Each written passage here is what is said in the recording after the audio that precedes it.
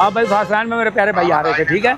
और ये जंगला जो है ये आपने प्रॉपर लगाया हुआ है, जिसकी वजह से नंबर प्लेट नज़र नहीं आती, ठीक है। टेंशन मुझे दें। तो ये अनवर साहब इनकी ट्रिक्स होती हैं इस तरह, एक तरह से नंबर प्लेट छुपाने की एक ट्रिक है, एक तरह से कि नंबर प्लेट नजर ना आए बिल्कुल वायलेशन के बाद। पीछे वैसे ही इसके ऊपर वो पीछे भी इसी तरह ही होता है, वो भी नज़र नहीं आती, और आगे भी इन्होंने इसी तरह किया हुआ है, और रीड नहीं होती, ठीक है। नहीं, ये गलत लगाया हुआ ना आपने। डायमेंशन दें मुझे मेरे प्यारे भाई, डायमेंशन परमिट दें मुझे। तो एक तो फासला इस्तेमाल ना किया करें।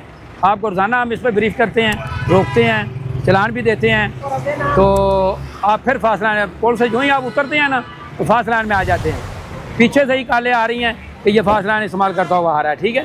तो आप कोशिश किया करें अपनी लाइन में रहें ताकि किसी मेजर हादसा से बच सके, ठीक है। क्योंकि आपकी प्रेशर ब्रेक होती है तो फास्ट लाइन में फिर वो अल्लाह ना करे कोई ऐसी गाड़ी ख़राब हो तो फिर उसके लिए भी और आपके लिए भी नुकसानदेह है।